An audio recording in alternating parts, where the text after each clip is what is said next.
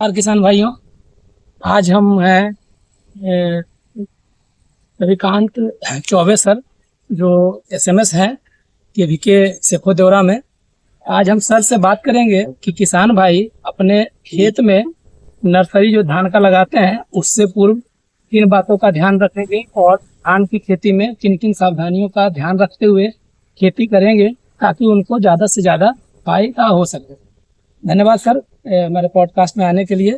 Sir, हम जानना चाहते हैं कि अभी का सबसे बृहद टॉपिक है इस क्षेत्र का कि यहाँ के किसान जो है धान की खेती पर ज़्यादा जोर दें, लेकिन धान की खेती करते जरूर हैं, उनका उतना उत्पादन नहीं हो पाता कि वो अपना जीविकोपार्जन सही तरीके से कर सके। तो सर, हम जानना चाहते हैं कि किसान भाई धान की नर्सरी लगाने से पहले किन बातों का ध्यान रखें कि उनको नर्सरी में बढ़िया नर्सरी तैयार हो सके और उत्पादन पर अच्छा आ सके। देखिए, बहुत बढ़िया बात। हमारे किसान बंधु जो है, सबसे पहले किसानों को ये ध्यान देना होगा कि 2 बार वो नर्सरी गिराते हैं। एक रोहिणी नक्षत्र में गिराते हैं, दूसरा आद्रा में गिराते हैं। तो रोहिणी नक्षत्र में जो नर्सरी गिरा रहे हैं, इसका पौधाशाला तैयार कर रहे हैं धान का, तो वो हमेशा ये ध्यान रखें कि ऐसा खेत हो जहाँ पर पौधा हम 18 से 20 दिन का पौधा लगा ले, सारी व्यवस्थाएं हो जाता है। जो आद्रा में लगा रहे हैं और रोहिणी में जो लगाते हैं वो लॉन्ग ड्यूरेशन वाला लगाएं, क्योंकि उनको लंबा समय चाहिए। और जो आद्रा में लगाते हैं उनको शॉर्ट ड्यूरेशन, मतलब कम अल्प अवधि या मध्यम अवधि वाली प्रजाति का नर्सरी लगाए। नर्सरी लगाने से पहले जो नर्सरी का जो खेत तैयार करते हैं उसमें गहरी जुताई कर लें। गहरी जुताई करने के बाद उसके ढेला वगैरह तोड़ करके जो घास पहनने का खरपतवार है उसको निकाल करके बाहर कर लें, पानी भरे, अच्छे से कड़वा करें। कड़वा करने के बाद उसमें 2 किलोग्राम डाई DAP और आधा किलोग्राम पोटास और साथ में 250 ग्राम जिंक के आसपास जो कट्ठे के हिसाब से, यहाँ जो कट्ठे के हिसाब से किसान लगता है इसलिए मैं बता रहा हूँ, कट्ठे के हिसाब से उसमें बिखेर के चौकी लगाने के बाद अंकुरित बीज को खेत में डालें। और जब खेत में बीज उन्होंने डाल दिया तो उस अंकुरित बीज के बाद, ताकि खरपतवार ना आए, तो प्री इमरजेंस कहते हैं, मतलब कि जमने से रोकने के लिए पहले ही डालते हैं उसको। प्री इमरजेंस में वो प्रेटिला क्लोर जो दवा आती है वो 500 ग्राम प्रति एकड़ के हिसाब से 10 किलो बालू मिला करके खेत में छींटे और नमी बनाए रखे, तो उसमें किसी तरह का खरपतवार नहीं आएगा और नर्सरी अच्छी होगी। और क्या है कि किसान हमारे यहाँ जो नवादा के जो किसान हैं, वो किसान जो है नर्सरी में केवल डाई मैंने DAP डाल करके ही केवल बुआई करते हैं। ऐसा ना करें। ऐसा करने से होता क्या है कि पौधे में बाद में जाकर पोटास की कमी के कारण पौधा लाल होने लगता है, जलने लगती है, क्योंकि पोटास का बहुत बड़ा महत्व है।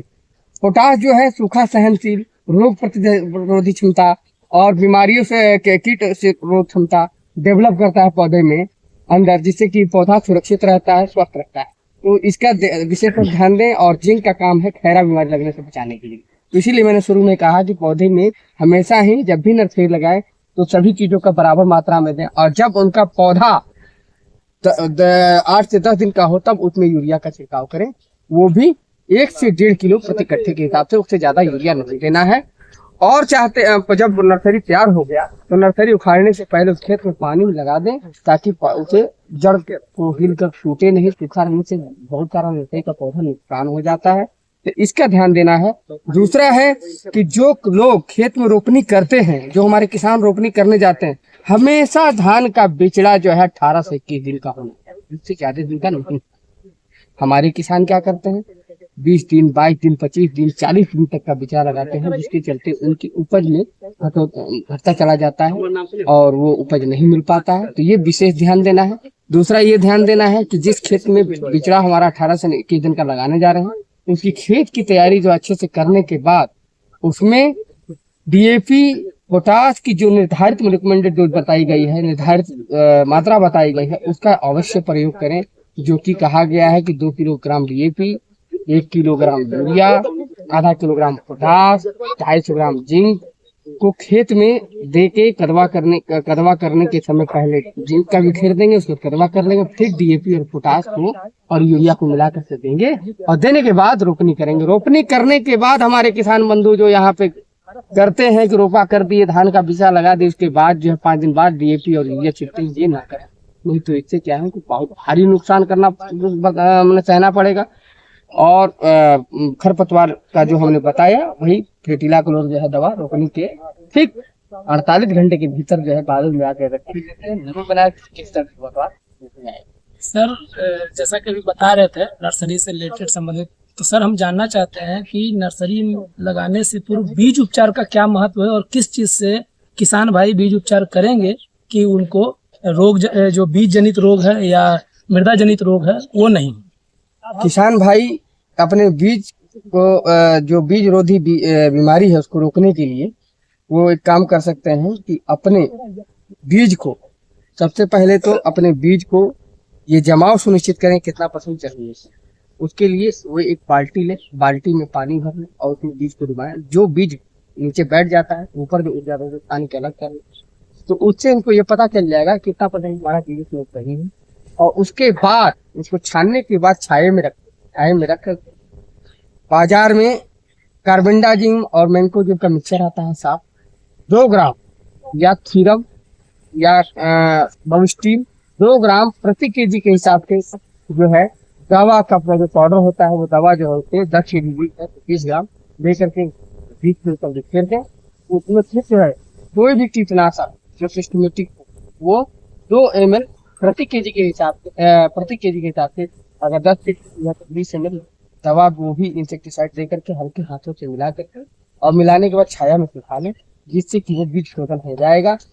नहीं तो एक मिट्टी का घड़ा लें और उस घड़े में जो है वो जितना बीज है वही 2 ग्राम के हिसाब से बीज के में दवा डाल करके कीटनाशक डाल करके उस घड़े में लकड़ी के डंडे से या लकड़ी से या हाथ में ग्लव्स लगा के हाथ से दवा में मिला दें। मिलाने के बाद छाया में सुखा लें और सुखाने के बाद उस बीज को लगाएं, तो इससे काफी हद तक जो है हम लोग जो पौधे में बीमारी आती है, बीज जनित बीमारी है या मृदा जनित बीमारी है, उसके हम इसको संरक्षित करें। सर अभी के समय में किसान का सबसे बड़ा समस्या है, बहुत परेशान होते हैं और किसान को उत्पादन तो कम होता ही है, पैसे भी काफी खर्च हो जाते हैं।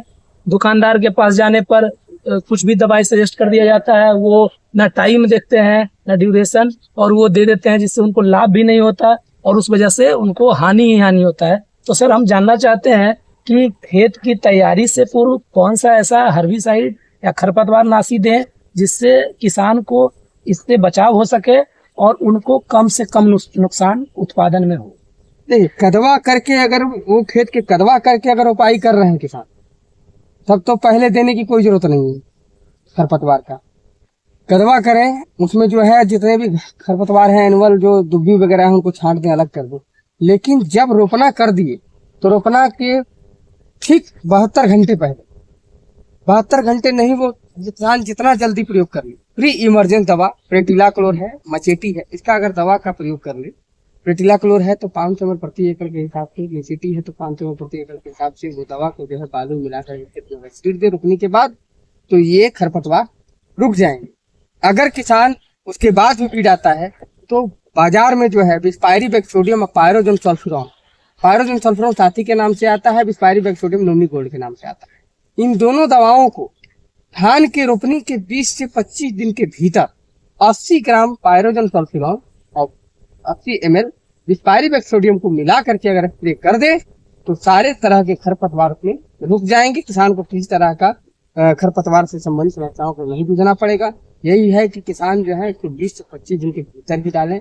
बाद में जाने के बाद इस दवा का असर कम होता है, इसीलिए किसान परेशान होता है। ऐसा ही कहा आपने कि दुकानदार जो है किसी भी समय किसी भी टाइम देने को कह देता है, लेकिन मैं आपको बता दूं मेरे किसान बंधु भाई जो भी सुन रहे होंगे उनको मैं ये स्पष्ट संदेश देना चाहता हूँ कि अगर आप नोमनी गोल्ड को कहते हैं बिस्पायरी बैक्टीरियम, साथी को कहते हैं पायरोजन सल्फ्यूरॉन, इस दवा का अगर आप धान में प्रयोग करते हैं तो आपसे आग्रह है, विनती है कि आप लोग इस दवा का प्रयोग अपने धान में रोपनी करते हैं तो 20 से 25 दिन के भीतर, अगर डीएसआर डायरेक्ट धान की सीधी बुआई करते हैं तो 20 से 25 दिन तो अपने खेत में इसका स्प्रे करें, तो निश्चित तौर पे आप खरपतवार से नियंत्रण अपने पौधे को सुरक्षित कर सकते हैं और अच्छे से करवा। सर हमारे क्षेत्र के लिए कौन सी ऐसी वैरायटी का चुनाव करें या कौन सी ऐसी वैरायटी लगाएं जो हमारे लिए, हमारे किसान भाइयों के लिए अच्छा हो और उनको बेहतर पैदावार मिल सके? देखिए, नवादा जिला जो ड्राउट प्रोन एरिया है, ज्यादातर यहाँ पानी की समस्या है। तो पानी की समस्या है तो ऐसी स्थिति में किसान को ऐसे प्रभेद का चयन करना चाहिए जो कम अवधि का हो, अधिक उत्पादन देता हो सूखा सहनशील हो, रोग रहित हो, रोग सहनशील हो, कीट कीट कीट व्याधि सहनशील हो, ऐसे प्रभेद में आपका आता है इस नवादा जिला के लिए। स्वभाव सुरभित है, उसके बाद से स्वर्ण श्रेया है, स्वर्ण शक्ति है, स्वर्ण समृद्ध है। इसके अलावा प्रभात है, सहभागी। प्रभात और सहभागी 100 दिन की प्रभेद है, सूखा सहनशील है, उत्पादन भी अच्छा है इसका। इसे स्वर्ण श्रेया, स्वर्ण शक्ति, स्वर्ण समृद्धि जो मैंने आपको बताया, ये 120 से 125 दिन का है, 45 कुंटल तक जाता है, दरमन किया जाता है। और आइन राइस मतलब मध्यम मोटा है, ठीक है। उसके अलावा स्वभाव सुरभित की हमने कही, स्वभाव सुरभित 125 दिन की वैरायटी है, पतला है, दाना सुगंधित है, और इसका भी कुंटल जो है 45 कुंटल पर हेक्टेयर के हिसाब से दरमन है। ये रोग रोधी, शुष्क रोगी, ये सब है। ये नवादा जिला की अच्छी वैरायटी है, जहाँ मध्यम जमीन में करते हैं, जहाँ पानी लगती है, जहाँ राजेंद्र श्वेता लगाए। राजेंद्र श्वेता यहाँ के लिए किसानों को उत्पादन भी चाहिए और पैसा भी चाहिए। इसी के साथ जहाँ पानी लगता है, जहाँ पानी लगातार है, लोलैंड एरिया है, जहाँ निचली जमीन है, जहाँ पानी नवंबर तक रहता है, नमी रहती है, तो वहाँ पे जो हमारे किसान हैं अच्छी पैदावार चाहते हैं तो सीआर धान 909 लगाएं, सीआर 320 लगाएं, उसके बाद मुग्धा लगाएं। ये सब धान जो है वो लगा करके MP 70 लगाएं, अच्छी पैदावार ले। सर धान के खेत में 2-3 कॉमन बीमारी, जैसे कि बाली में वो जो काला वाला लग जाता है वो, दूसरा एक क्या है कि जड़ से ही सूखना शुरू हो जाता है, कबाड़ने के बाद उसकी महक आती है। इस तरह की बीमारियां कॉमनली लग जाती है। इसके बचाव के लिए क्या करें? देखिए, सबसे पहले तो है कि किसान बंधु को ये ध्यान देना कि जो जड़ सड़ने लगता है, पैच में सूखता है, उसको कहते हैं चतरा सिप्प। ये बीमारी से अगर बचना है तो किसान बंधु प्राथमिक उपचार है कि जिस खेत में लगी उस खेत में आप पानी को बाहर करें, पानी का निष्कासन कर दें।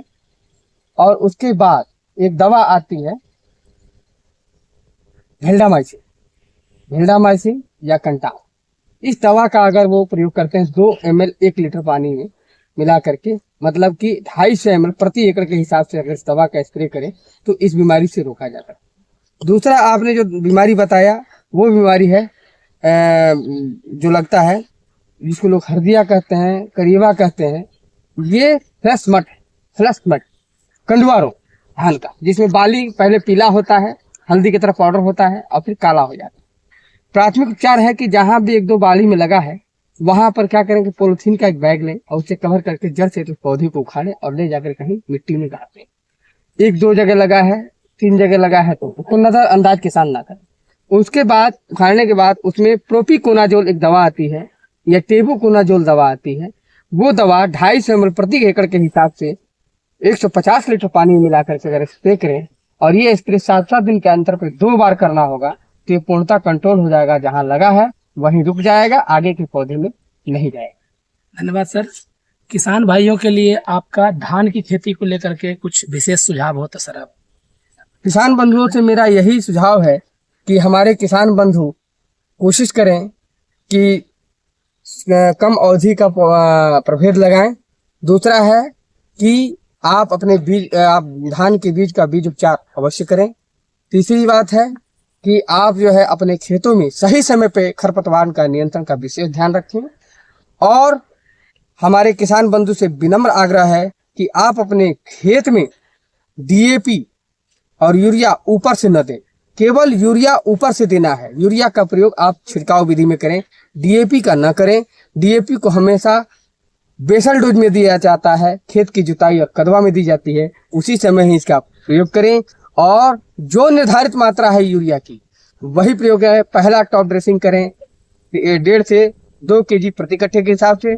दूसरा जो है भी 1.5 से 2 kg ही करें, उससे ज्यादा ना करें। जो किसान अपने मनमानी ढंग से 3 किलो 4 किलो 5 किलो करते हैं उसका प्रयोग ना करें। और कोशिश तो ये करें कि नैनो यूरिया का प्रयोग करें। नैनो यूरिया का प्रयोग अपने धान की फसल में रोपनी किए हैं तो 35 से 40 दिन पे, अगर धान की सीधी बुआई किए हैं तो 35 से 40 दिन पे जो है पहला स्प्रे कराएं ड्रोन के थ्रू, और दूसरा जो है 60 से 65 दिन पर कराएं। नैनो यूरिया का बहुत ही अच्छा रिजल्ट है और बहुत ही अच्छा काम करेगा। यूरिया का जो है कम से कम प्रयोग है, जो ब्रॉडकास्टिंग वाला है छिड़काव विधि है उसका कम से कम प्रयोग करने की कोशिश करें। यूरिया पे डिपेंडेंसी को खत्म करें। धन्यवाद सर, आपका बहुत बहुत धन्यवाद। किसान भाई, सर के अनुसार आपको उचित जानकारी दे दी गई है। इसके अलावा अगर आपको धान से संबंधित किसी तरह का समस्या या जानकारी चाहिए तो आप चैनल के माध्यम से कमेंट और मैसेज के माध्यम से आप हमसे पूछ सकते हैं। आप सुन रहे थे रविकांत चौबे सर, जो कृषि विशेषज्ञ हैं कि कृषि विज्ञान केंद्र सेखो देवरा में। सर का बहुत बहुत आभार। इनके ज्ञान से आप सभी को बहुत फायदा मिलेगा। इसी के साथ हम किसान भाइयों से अपील करना चाहते हैं कि आप चैनल के साथ जुड़े रहिए और विशेष जानकारी के लिए आप हमसे हमेशा क्वेश्चन पूछ सकते हैं, जानकारी ले सकते हैं। और अगर किसी विशेष टॉपिक पे आपको अगर जानकारी चाहिए तो आप उसका रिक्वेस्ट भी कर सकते हैं। धन्यवाद।